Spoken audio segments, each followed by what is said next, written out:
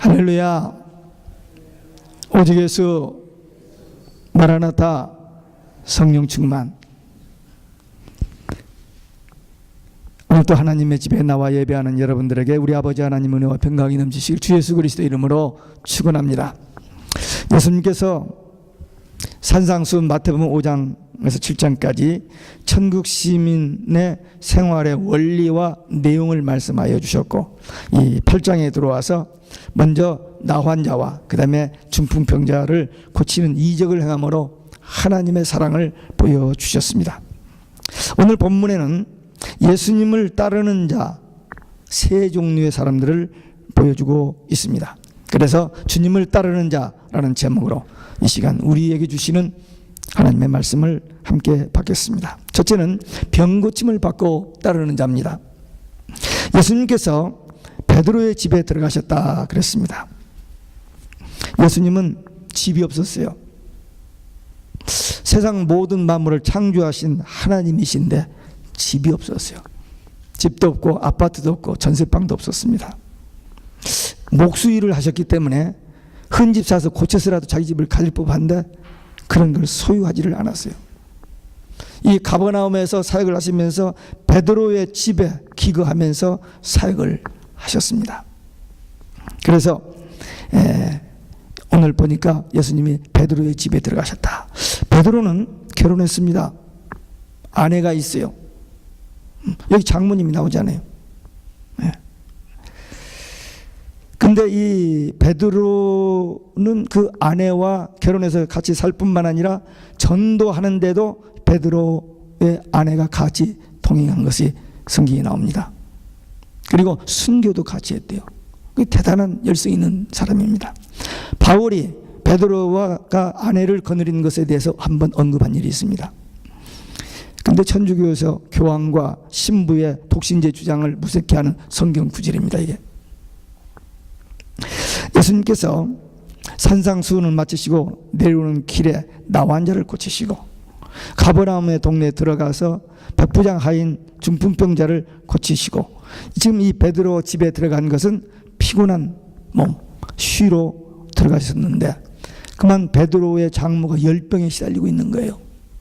감기 정도가 아니라 열병, 그냥 이렇게 뭐 열이 좀 나서 아스피린 먹으면 낫는 그런 열병이 아니고 위험한 어떤 사경을 해마는 그런 무서운 열병, 그래서 사람이 가까이 갈 수 없는 그런 분위기인데 예수님이 12제자를 그 집에 들어갔으니 이 문제가 되죠. 예수님께서 그 베드로의 장모의 열병을 치유해 주셨습니다. 자연 능력으로 열병을 치유받으면 그 연약한 몸을 회복하는데 며칠이 걸립니다. 그렇죠? 지금 감기 나섰다가 회복되었어도 그 며칠씩 걸리거든요. 근데 지금 베드로의 장모는 예수님의 능력으로 고침을 받았기 때문에 즉시 기동하며 수종될 수 있는 그런 건강으로 회복되는 것을 볼 수 있습니다. 이 베드로의 장모가 이 열병 치유의 그 기적을 체험하고 예수님과 다른 제자들을 섬기는, 봉사하는 그런 기회로 믿고 기쁜 마음으로 즐거움으로 주님을 섬기고 제자들을 섬겼습니다. 뿐만 아니라 그의 관심은 자기가 주신 건강 가지고 이 그 기쁨 가지고 어떻게 하면 주님을 더 잘 섬길 것인가 하는 그런 마음을 가지고 살았습니다. 은혜를 체험한 사람, 은혜를 체험한 사람, 하나님을 만난 사람은 이렇게 확신을 가지고 경험, 체험적인 신앙을 가지고 주님을 따르게 되는 것입니다. 우리들도 주의 은혜로 복음을 들었고 예수를 믿었고 구원을 받았고 하나님이 우리와 함께 하신다는 분명하고 확실한 믿음과 체험을 가지고 주님을 따르는 사람들이죠. 맞죠? 그러면 과연 우리는 지금 누구를, 무엇을 위해서 살고 있는지, 정말 내가 주님을 따르는 자인지, 예수를 믿기는 믿는데 나 자신만을 위해서 사는 그런 이기주의 신앙은 아닌지 우리 자신을 한번 살펴봐야 됩니다. 많은 사람들이 신앙생활을 하면서 체험이 없이, 확신 없이 그저 생활, 종교 생활을 하고 말아버리는 사람들이 많아요. 베드로의 장모처럼 받은 은혜, 받은 건강, 회복된 건강 가지고 우리의 시간, 우리의 재능, 우리의 물질, 우리의 생명까지도 예수 그리스도와 그리고 교회와 이웃, 이 세상 사람을 위해서 섬기는 그런 마음으로 예수님을 따르는 자들이 되어야 될 줄로 믿습니다. 베드로의 장모를 이렇게 고치고 났는데 벌써 소문이 퍼지니까 베드로의 집에 동네 사람들이 다 몰려옵니다. 병든 자들과 귀신 들린 자를 더 많이 데려왔어요. 분명히 예수님도 육을 가지신 몸이기 때문에 쉬어야 됩니다. 예수님이 얼마나 바쁘게 일하셨는지 마가복음 1장 2장 거기 보면은 그 예수님이 기도하시고 이렇게 병자를 고칠 수 있는 일이 얼마나 바빴는지 곧 그 immediately, 그 곧이란 말이 10번이나 나와요. 그냥 그만큼 바삐 그 엄청난 양의 일을 하신 겁니다.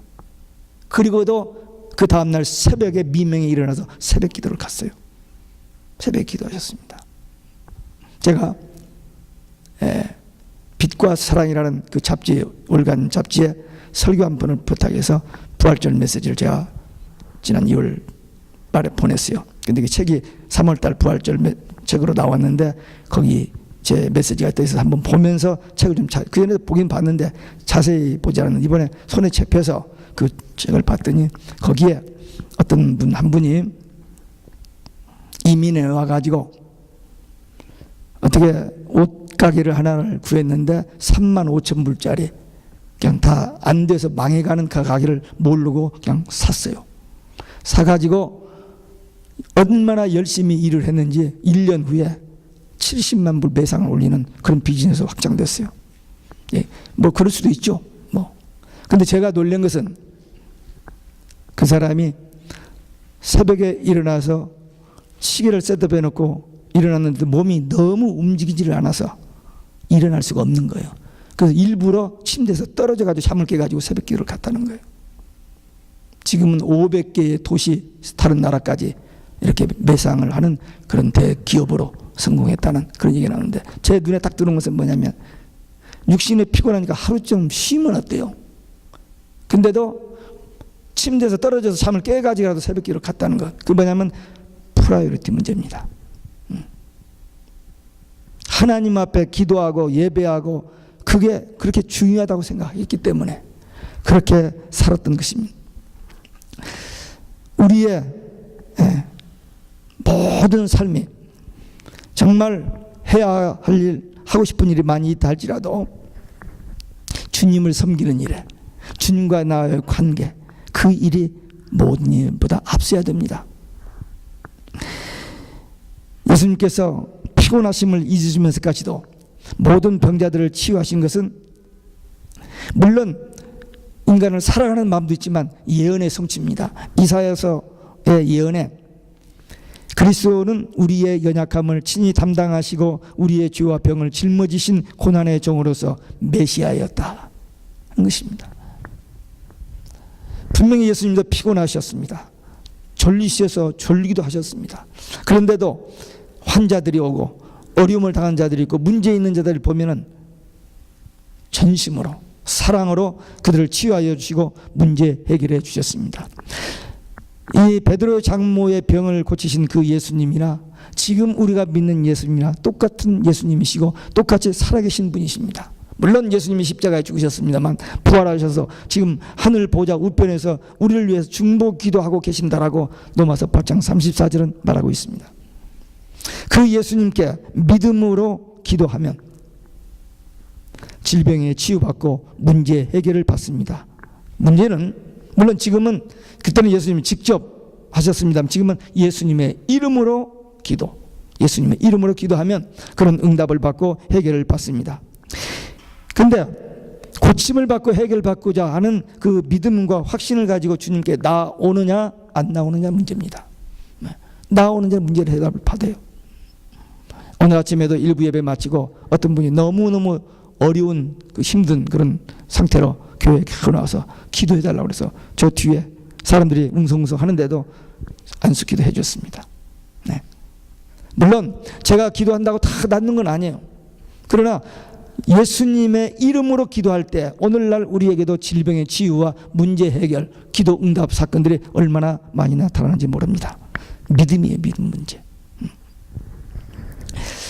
사랑하는 성도 여러분, 여기 오늘 베드로 장로는 예수님의 치유로 병고침을 받았습니다.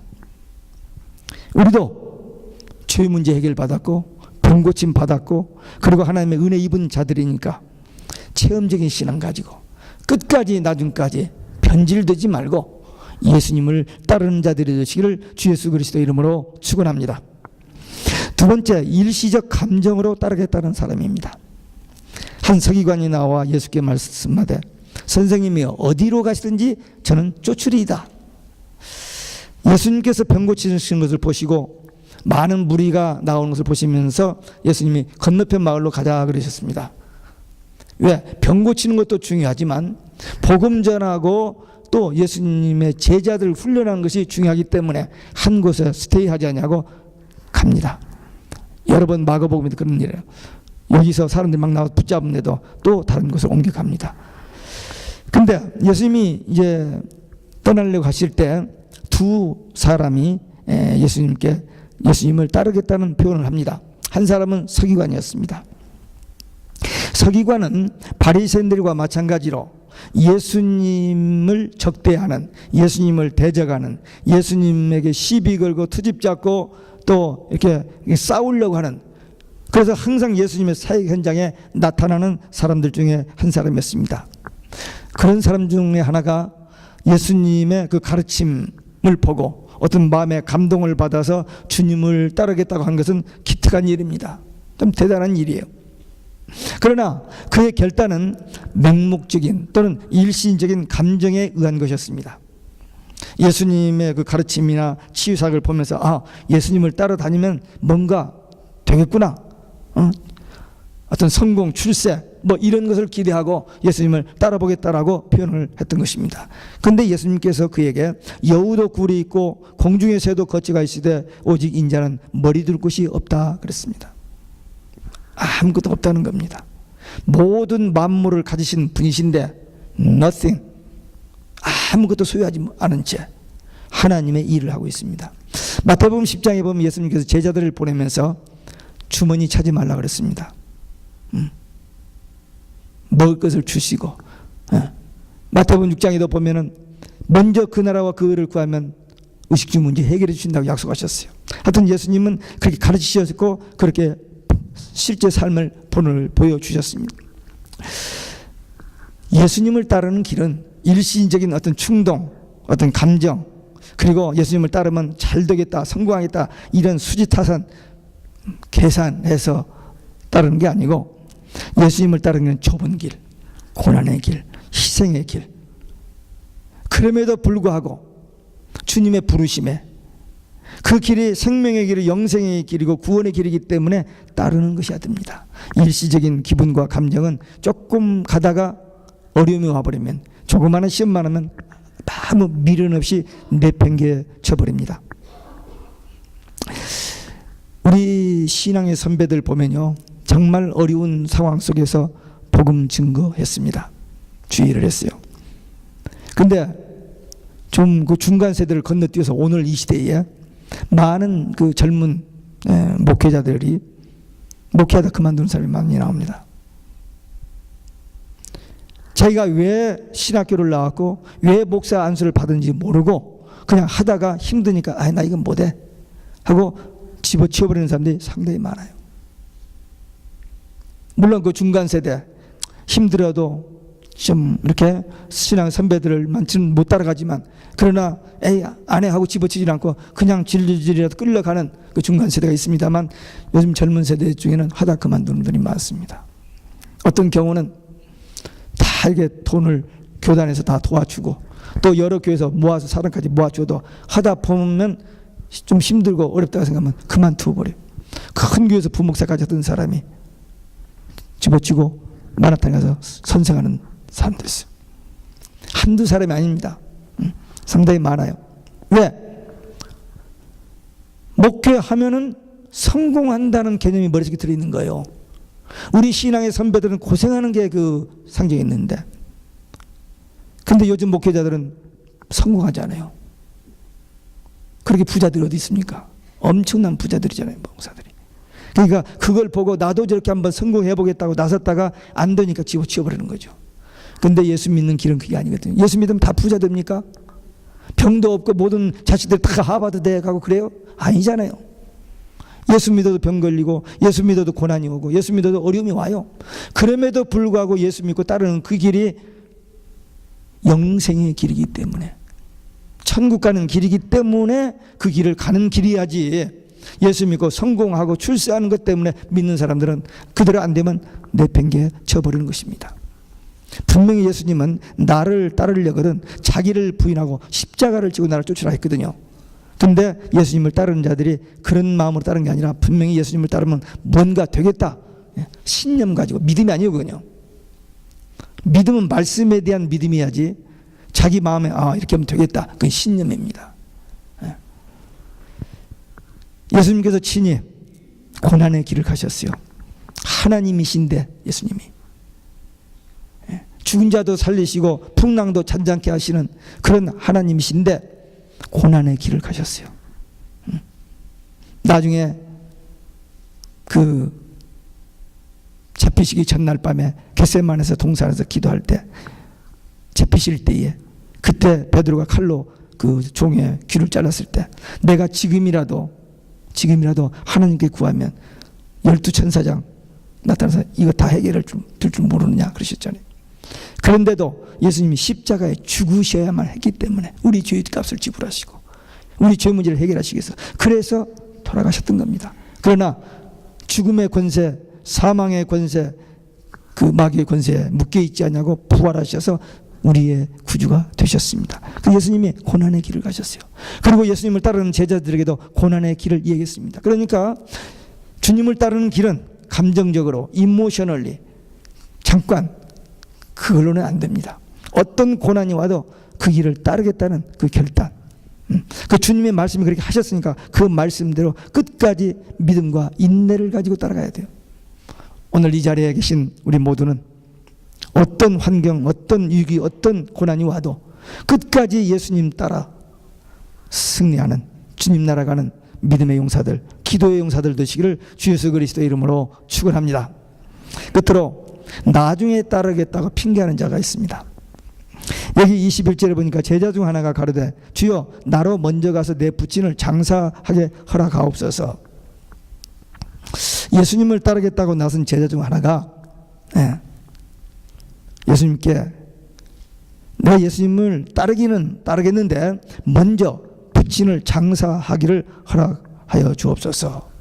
근데 예수님께서 그래 그렇게 하고 와라 하지 않고는 죽은 자들로 죽은 자를 장사하고 너는 나를 쫓으라. 언뜻 듣기에 너무 냉혹하게 느껴질 것입니다. 아니 어떻게 죽은 아버지 장사도 못 지르고 그냥 예수님을 따르라고 하느냐, 그렇게 생각할 수 있습니다만은 이건 중동 문화 배경을 이해해야만 됩니다. 중동 선교사로 나가신 분이 전도를 열심히 하는데 집안도 좋고 성품도 좋고 또 지적인 능력도 있어서 좀 넓은 세계, 그리고 좀 더 주의 일을 많이 하도록 한번 미국 유학을 이렇게 권했습니다. 그랬더니 그가 하는 말이 우선 아버지 장례를 치러야 됩니다. 그래서 이 선교사님은 안 됐습니다. 어쩌다가 그런 일이, 그게 아니고 우리 아버지 지금 살아 계셔요. 건강하신데 부모에 대한 그 의무가 있는데, 그것은 부친이 돌아가시면 장례 다 치르고 어떤 제약이 없을 때, 자유됐을 때 그때 주의 일을 하겠다. 다시 말하면 그때 집을 떠날 수 있다는 그런 표현입니다. 그러니까 여기서 지금 아버지 장례 그 말은 그 똑같은 얘기예요. 지금은 아니고 나중에 이제 아버지도 돌아가시고 재산 정리 다 하고 좀 시간적인 여유 있을 때 그때 주님을 따르겠다는 것입니다. 근데 예수님은 그 마음을 압니다. 지금 결단하고 따르지 않으면 따를 기회를 놓쳐버리는, 없는 그것을 아시고 예수님께서 말씀하신 것입니다. 인생의 비극이 기회를 놓치는 것입니다. 어떤 것은 기회가 반복해서 이렇게 올 때도 있습니다만 어떨 때는 한 번 기회가 있을 그런 기회가 있는데 그 기회를 놓쳐버리면 다시 그 기회가 오지 않습니다. 어떤 사람들은 잘못된 습관에 젖어 있어서 그걸 예수 믿고 나서 끊어버려야 하는데 근데 그걸 못하고는 차일피일 미루고 질질 끌려오는 그런 사람들이 있어요. 또 어떤 사람은 내가 주님의 일을 좀 해야겠는데 왜 그렇게 핑계가 많은지 건강이 허락지 않고 너무 바쁘고 또 처해 있는 환경과 여건이 도저히 할 수 없다는 거예요. 물론 그렇게 할 수 없는 그런 상황이 있을 수도 있습니다. 근데 계속 끊임없는 변명, 핑계거리가 있습니다. 그런 거 다 한 다음에 차차 하려고 하면 나중에는 하고 싶어도 할 수 없는 그런 때가 와버리는 겁니다. 그래서 주님께서 즉시 믿고 따르라고 한 겁니다. 예수님의 제자들이 바닷가에서 고기를 잡고 있었습니다. 근데 예수님이 불렀어요. 나를 따르라.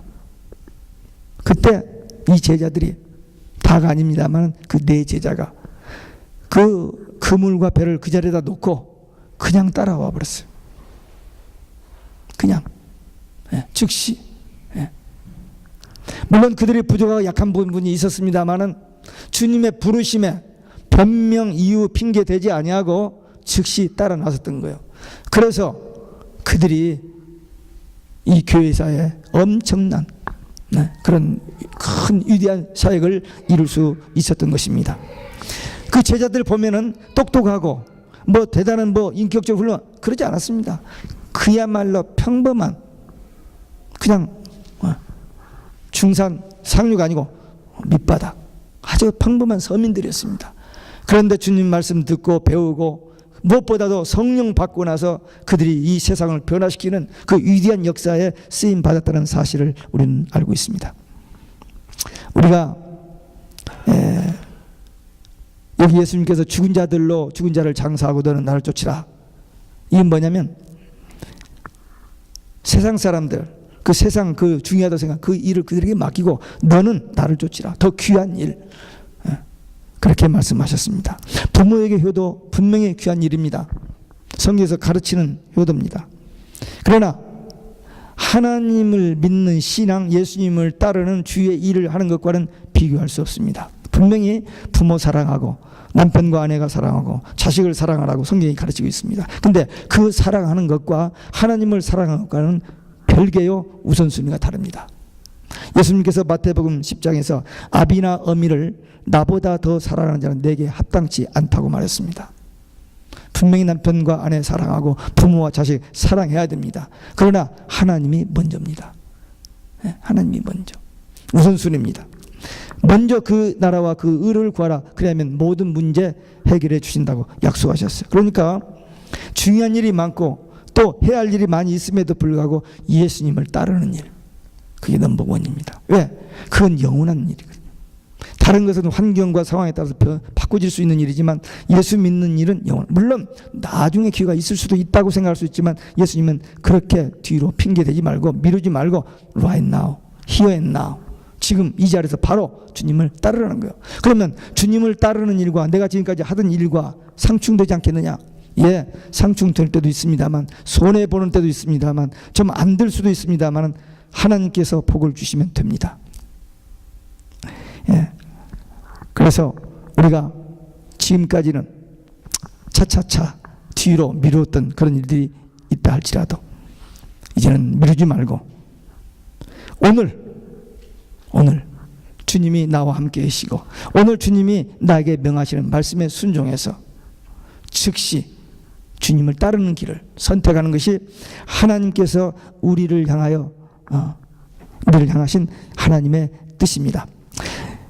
지금까지 감정, 일시적인 감정이나 기분으로 주의를 하겠다고 또 해보려고 했던 그런 거 접어두고 또 환경과 건강과 또는 여러 가지 바쁜 이런 걸로 해서 핑계대고 변명했던 것도 다 접어두고 이제는 하나님 말씀에 순종하고 즉시 결단하고 따르는, 그래서 하나님 앞에 쓰임받는 것이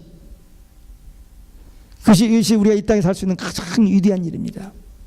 대통령이 되고 장관이 되고 학교 총장이, 대학 총장이 되는 것보다도 예수님을 믿고 따르는 예수님의 제자가 되는 것이 최고의 축복입니다. 최고의 영광입니다. 물론 그 목사님이가 그렇게 말씀하실 겁니다. 그러나 아니에요. 누구나 마찬가지예요. 누구나 예수 믿고 구원받고 그리고 천국 가는 거, 그것이 우리 인생의 최대의 사업이고 가장 위대한 일입니다. 그 일에 먼저 우리를 불러주시고 택해 주셨으니까 주님의 부르심에 예하고 나가야 돼요. 요즘 우리가 출애굽기를 봅니다. 거기 보면 모세가 자기는 못 간대요. 나이가 너무 많다는 거. 80세가 돼서 부르니까 나이도 많고 말을 못 한대요. 말을. 그래서 못 한다. 그래서 하나님께서 너 말 못 한다. 그래, 네 형 아론이 말을 잘하니까 내가 붙여줄게. 내가 너에게 말하면 너는 그에게 말하고 그가 또 말하면 된다. 그래서 애굽 바로왕 앞에 가가지고 모세가 아론에게 말하고 아론이 바로왕에게 말합니다. 몇 단계를 거치요. 그런데도 불구하고 모세의 그 말에 권세와 능력이 있었어요. 왜? 하나님이 주신 말씀이기 때문에. 그렇게 주저주저하고 말도 못하고 무능하다고 생각했던 그지만 하나님의 말씀을 받고 그 말씀을 대언할 때에 그 놀라운 기적들이 일어나고 200만이라는 이스라엘 백성들을 애굽에서 출애굽시키는 그 위대한 일을 해내냈습니다. 우리도 우리의 실력, 우리의 능력, 우리의 지식, 경험 가지고 하나님이 일을 한다고 덤벼보는 사람들이 있습니다만 그걸로는 되는 게 아니고 믿음 가지고 하나님 앞에 엎드려 기도하고 성령께서 감동하시고 인도하심 따라서 일을 할 때 하나님이 원하시는 일이, 하나님이 원하시는 그 계획들이 이 시대에 우리를 통해서 이루어집니다. 이 마지막 때에 하나님께 쓰임받는 사람들은 변명하는 사람들, 일시적인 기분이나 감정이 있는 사람들이 아니고 오직 예수 신앙으로 생명을 바치는, 오직 예수 신앙으로 끝까지 변함없이 따라가는 그런 사람들을 통해서 하나님이 일하시기를 원하고 그런 자를 찾고 있습니다. 주님의 그 부르심에 응답하고 주님을 따르는 자들 되시기를 주 예수 그리스도의 이름으로 축원합니다. 기도하시겠습니다. 주님을 따르는 자,